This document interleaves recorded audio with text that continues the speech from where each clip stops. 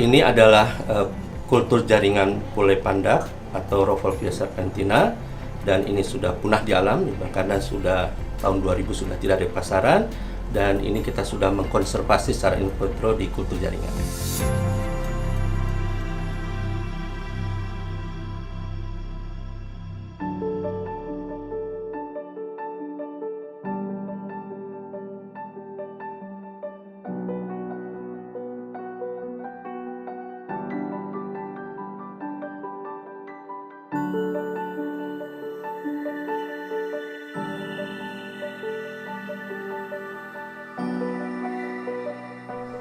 Assalamualaikum warahmatullahi wabarakatuh. Jadi pagi ini kita akan melakukan pelatihan teknik perbanyakan tanaman hias yang up to date ya, dengan menggunakan hormon, dengan menggunakan zat mutasi variegata, dengan menggunakan zat penghambat yang harapannya nanti akan menghasilkan tanaman-tanaman yang bervariasi dan berkualitas tinggi. Baik ya, kita siap-siap sekarang kita akan praktek bagaimana teknik perbanyakan kultur jaringan dengan skala rumah tangga, dan ini bisa dilakukan hanya dengan menggunakan Enkas dan di tempat terbuka. Baik, kita mulai.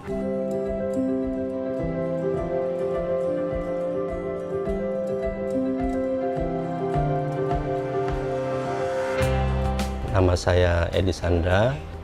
Ya, sehari-hari saya sebagai dosen.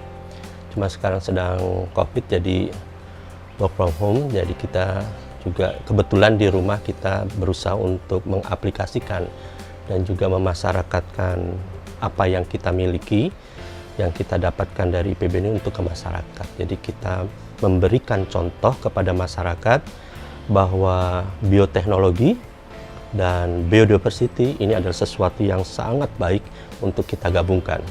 Jadi bagaimana biodiversity ini bisa kita tingkatkan kualitasnya, manfaatnya, dan komersialisasinya sehingga memberikan dampak yang sangat positif bagi masyarakat. Jadi saat ini sedang ramai orang membicarakan mengenai tanaman hias, khususnya houseplant. Jadi tanaman hias yang terkait dengan aglonema, terkait dengan philodendron, terkait dengan anthurium dan sebagainya. Wah, itu sekarang sedang naik daun. Dan kita tidak hanya mengajarkan kepada masyarakat itu bagaimana berdagang, tapi kembali kayak tadi itu bagaimana asupan bioteknologi ini menjadi pendongkrak pendapatan mereka.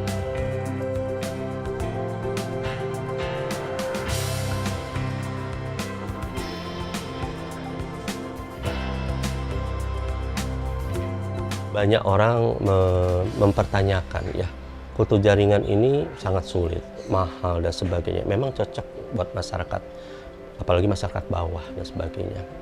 Nah, berdasarkan pengalaman kita yang tadi itu dari tahun 94, memang betul sekali bahwa untuk masyarakat kecil itu tidak mungkin untuk bisa menelan itu semua, menganalisa itu semua. Tapi kalau mereka diberi contoh, dilatih mengerjakan, mereka sanggup kan gitu. Bahkan lulusan SD pun atau tidak sekolah pun, itu pegawai saya ada yang itu mereka terampil sekali kan gitu ya. Jadi kalau mereka dilatih mengerjakan, ya mereka bisa. Tapi jangan disuruh untuk berpikir, untuk menganalisa kan gitu ya. Kalau hanya untuk melakukan bisa. Nah, berkaitan dengan itu maka kita membuat satu konsep namanya program inti plasma. Pengembangan kultur jaringan berdasarkan inti plasma. Semua teknologi itu kita setting. Yang susah-susah kita yang atur, mereka hanya melaksanakan. Kayak ibu-ibu Makodes itu, wah mereka tampil memperbanyak kan gitu ya. Tapi jangan disuruh memasarkan. Mereka hanya memperbanyak kayak gitu udah hebat kan gitu. Untuk membudidayakan memperbanyak hebat. Tapi kita harus support bagaimana memasarkan dan sebagainya. Nah, itu dibantu oleh link Exaflora. Jadi Exaflora memasarkan mereka dan sebagainya. Ada pelatihan, mereka sudah jadi instruktur. Nah, sekarang juga kita sedang mengembangkan pola-pola seperti itu.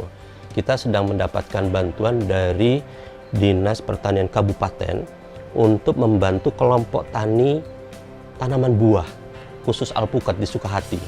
Itu mereka sudah adakan labnya dan sebagainya, dan nanti program tahun depan rencananya akan pelatihan. Tapi kita sudah jalan dengan petani mereka gitu ya. Kita sudah pernah memberikan pelatihan mereka dan mereka semangat sekali.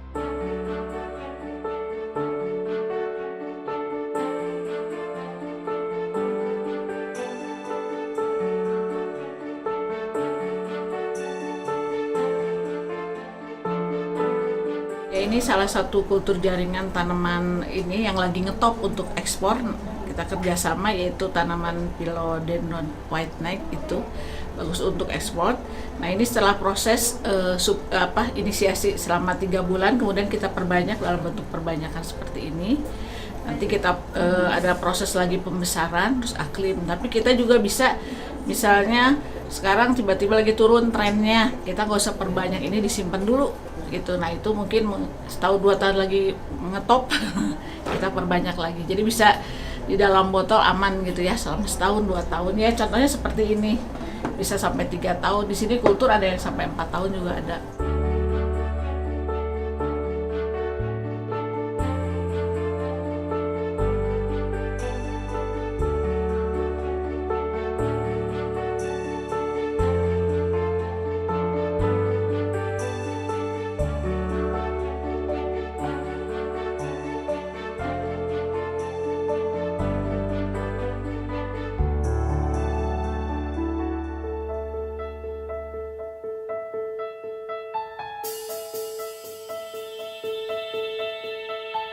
Jadi tahapan kultur jaringan itu memang cukup panjang ya, sehingga kembali tadi itu banyak orang yang begitu mengetahui, oh ternyata susah ya. Sebenarnya bukan susah itu ya, tinggal bagaimana si orang tadi itu kuat apa tidak, ulet apa tidak melakoni setiap tahapan rigid yang demikian teknis tadi itu. Nah, kalau bisa kita buat poin-poinnya, jadi yang pertama sekali adalah dalam mencari bahan eksplan. Nah, mencari bahan eksplan ini adalah harus tahu kita bagian tanaman mana yang bisa digunakan sebagai eksplan. Nah, itu terutama adalah bagian pucuk apikal ya, kultur meristem, dan juga satu bagian lateralnya. Nah, setelah kita ambil, kemudian baru eksplan ini diproses ya. Dan di prosesnya tadi itu ada 2 sebenarnya untuk sterilisasinya. Yang pertama ada sterilisasi di luar laminar, kemudian yang kedua adalah sterilisasi di dalam laminar. Itu proses sterilisasi itu. Lumayan itu prosesnya, tahapnya panjang tadi itu. Nah, sterilisasi tadi itu gunanya apa? Karena bahwa si eksplan ini kan nanti akan memasuki botol yang steril. Jadi dia tadi itu, si eksplannya harus steril, cara nanamnya harus steril, orangnya harus steril, lingkungannya harus steril. Itu kenapa susahnya kultur jaringan. Kontaminasi itu menjadi permasalahan utama dalam kultur jaringan tadi itu. Begitu kita tanam tadi itu, setelah disterilisasi kita tanam, itu namanya inisiasi ya. Jadi mencari eksplan, terus kemudian sterilisasi tadi itu, kemudian inisiasi. Nah, setelah inisiasi kemudian diinkubasi. Diinkubasi itu ditaruh di ruang-ruang rak kultur tadi itu, ditumbuhkan dalam suhu yang memadai kan gitu ya, dengan sinar yang memadai. Nah, itu dia bisa tumbuh dengan baik karena makanannya juga sudah kita setting tadi itu.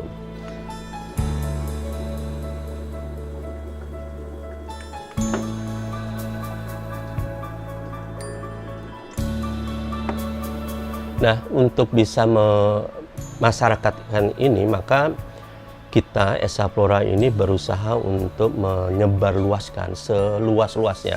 Jejaring kita itu sebagian besar adalah mahasiswa. Dan saya memang memberikan suatu akses yang sebebas-bebasnya buat siswa dan mahasiswa se-Indonesia boleh praktek di sini. Gitu ya. Esa Flora terbuka untuk generasi muda untuk belajar di Esa Flora.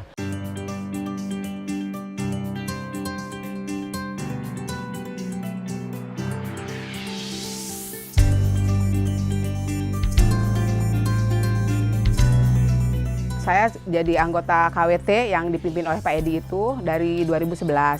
Jadi semua anggota KWT itu sama Pak Edi dilatih kultur jaringan.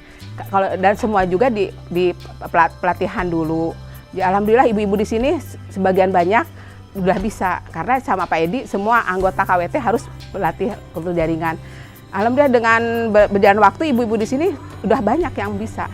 Dan kultur jaringan itu ibu-ibu, anak-anak dari anak SMP pun sampai mahasiswa bisa. Ini salah satunya tanaman Anthurium sirih ya.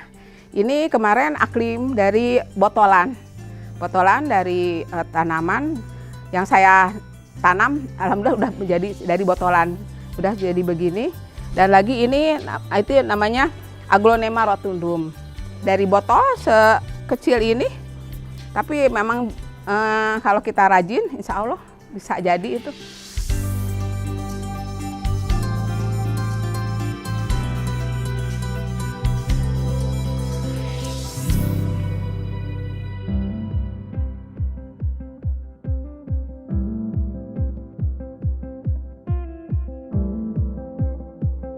Jadi saya berharap kultur jaringan ini mampu memberikan daya dongkrak lah gitu ya buat Indonesia dan masyarakatnya, karena kultur jaringan ini tadi itu memang merupakan gabungan dari teknologi-teknologi di dalamnya yang mampu menghasilkan variasi tanaman, juga bagaimana memproduksi dengan jumlah besar, bagaimana menghasilkan yang berkualitas, menghasilkan obat dan sebagainya. Nah, ini semuanya sangat hebat kalau diaplikasikan di masyarakat ya, baik itu hortikultura, baik itu di perkebunan, pertanian, kehutanan dan sebagainya. Jadi saya sih berharap bahwa Esafora ini terus bisa memasyarakatkan, dan inginnya sih bahwa kayak misalnya seperti di kehutanan tadi itu, pihak Kementerian Kehutanan itu bisa tadi itu mengembangkan tadi itu yang konservasi in vitro. Terus pihak pertanian bisa ini loh mengadopsi bagaimana memasyarakatkan atau memproduksi bibit-bibit hortikultura yang berkualitas unggul dan sebagainya. Dan untuk misalnya industri tadi itu yang kecil-kecil tadi itu, ya bagaimana kita mengembangkan kultur jaringan ini untuk UKM-UKM kecil tadi itu. Nah, itu kalau digabung itu hebat sekali.